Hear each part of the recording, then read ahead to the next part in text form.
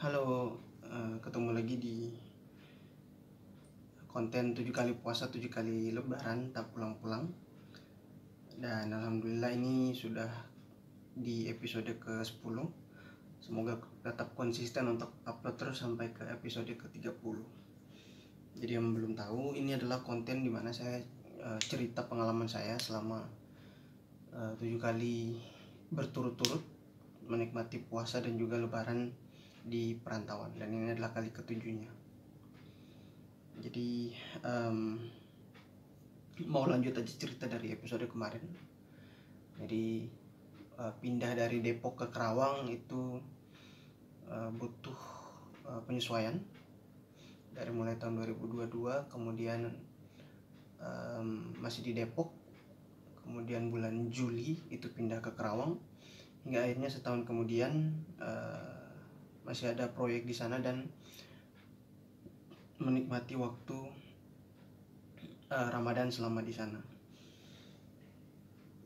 Jadi kemarin mungkin sudah saya cerita sedikit terkait dengan bagaimana saya beradaptasi dengan kota Kerawang, Kabupaten Kerawang di minggu pertama Ramadan. Jadi sini saya cuma mau lanjut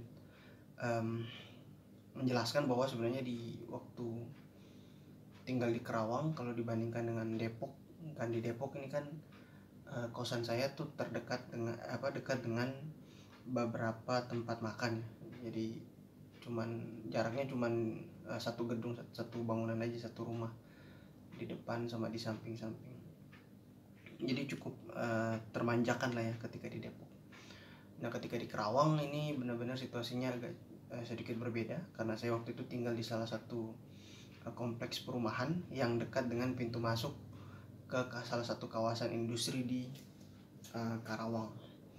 Jadi lokasi kosan saya itu kalau mau ke tempat makan itu ada warteg terdekat, tapi kalau mau ke warteg itu mungkin harus jalan 50 meter dulu ya.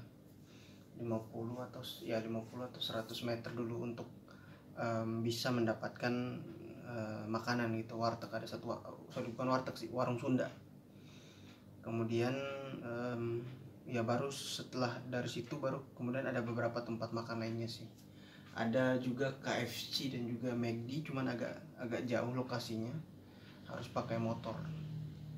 Nah, untung saya udah beli motor di sana ya, jadi kalau kemana-mana tinggal pakai motor saja. Nah, jadi memang strategi bertahan selama di Kerawang di puasa keempat berturut-turut ini agak sedikit berbeda. Jadi kalau di Depok saya kan bisa beli makan sewaktu sahur di dekat kosan, dan itu masih dimasak, baru selesai dimasak kayak biasanya.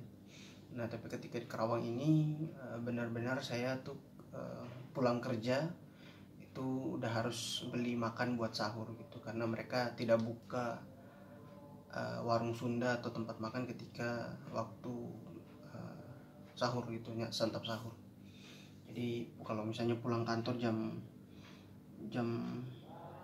6 atau jam 7, nah itu biasanya udah beli makanan dari jam segitu untuk dimakan ketika waktu sahur, bersantap sahur. Kemudian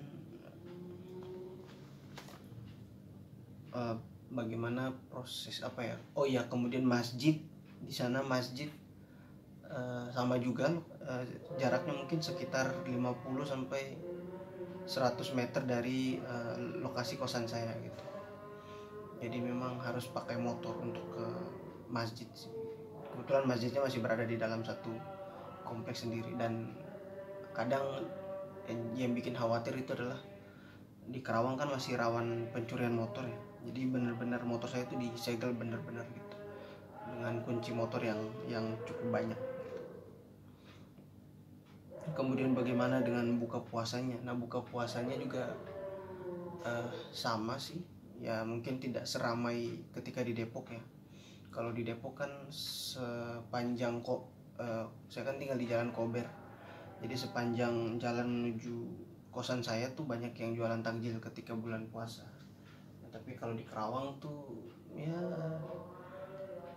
di kawasan kompleks perumahan itu jarang yang ada yang jualan ya. Jadi kalau mau beli menu untuk berbuka puasa memang harus jauh-jauh dari ketika pulang kantor gitu, harus beli di jalan untuk menikmati waktu berbuka puasa, untuk membeli menu buka puasa. Nah kadang juga saya tuh menikmati waktu berbuka tuh di side project gitu. Kebetulan dari kliennya sendiri menyediakan banyak sekali makanan atau menu ketika berbuka puasa, lengkap dengan minumannya juga. Jadi ya seperti itu, cukup banyak strategi sih yang harus diimplementasi. Nah kalau sewaktu minggu pertama mungkin kurang begitu banyak tantangannya, paling hanya beradaptasi dengan keadaan Karawang dan bagaimana saya mempersiapkan menu sahur dan menu buka puasa dan juga tarawih. Namun ketika minggu kedua itu justru semakin menantang ya. Pertama saya bisa bilang dari cuaca Karawang yang memang sejak awal sudah panas, tapi ketika waktu itu di minggu kedua itu benar-benar cuacanya benar-benar panas. Kan saya ke site kan dari mulai jam 5:30 pagi sampai di site itu jam 6, itu kadang masih istirahat dulu, masih siapin dokumen. Baru kemudian jam 7, nah kliennya kan orang Jepang, jadi mereka sangat disiplin. Jadi jam 7 pagi sudah mulai apel pagi. Kemudian bekerja sampai ada break jam 10, kemudian lanjut lagi sampai waktu zuhur dan juga waktu makan siang. Karena saya bilang kan banyak yang ternyata tidak puasa juga sih ketika berada di saya. Tapi alhamdulillah saya bisa lancar puasanya sampai 30 hari selama berada di Karawang.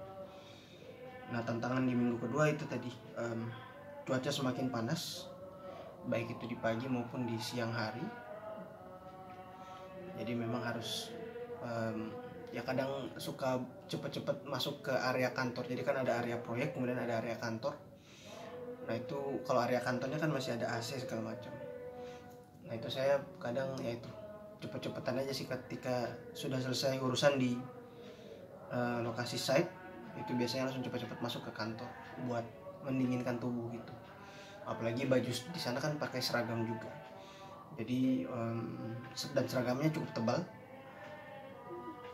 sehingga mengharuskan kita untuk ya beradaptasi dengan panasnya Karawang dan juga panasnya seragam yang dipakai. Ya, salah satunya harus cepat-cepatan masuk ke dalam kantor untuk mendinginkan diri. Kemudian beban kerja yang semakin banyak ketika minggu kedua. Jadi saya ingat cerita dari klien Jepang tuh, mereka bilang gini, sebenarnya waktu minggu pertama kan udah bisa aja dipush untuk beban kerja, cuman mereka kan menghormati dan menghargai kita sebagai umat muslim. Jadi ketika minggu pertama mungkin tubuh kita, metabolisme kita tuh pekerja yang kebanyakan berpuasa itu adalah masih beradaptasi dengan kondisi puasa. Nah sekarang ketika waktu minggu kedua ini sudah terbiasa, jadi mungkin si Jepang ini mulai perlahan-lahan menambah beban kerja yang ada di site gitu. Dan ditambah juga memang karena memang pada waktu itu di lokasi proyek lagi kedatangan banyak tamu, khususnya tamu-tamu dari luar negeri ya, karena proyeknya kan proyek internasional. Jadi ya banyak yang harus dipersiapkan gitu. Kadang bisa sampai kadang saya tarawih bersama bersama pekerja yang ada di lapangan gitu, pulangnya bisa sampai tengah malam gitu, kemudian lanjut sahur lagi kayak gitu. Jadi sampai bener-bener disiapkan segala macam yang dibutuhkan, jangan sampai klien datang terus melihat ada banyak kekurangan di lokasi proyek. Ya kemudian karena semakin waktu itu juga proyek lagi peaknya, lagi di momen puncaknya penyelesaian, jadi memang di site juga udah makin banyak orang yang bertambah, makin banyak beban kerjanya dan makin dituntut untuk kerja lebih cepat gitu untuk menyelesaikan beberapa target.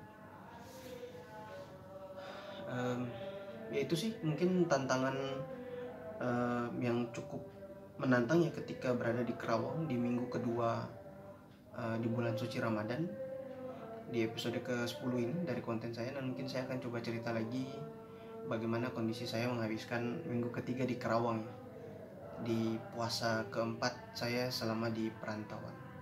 Terima kasih yang sudah menonton.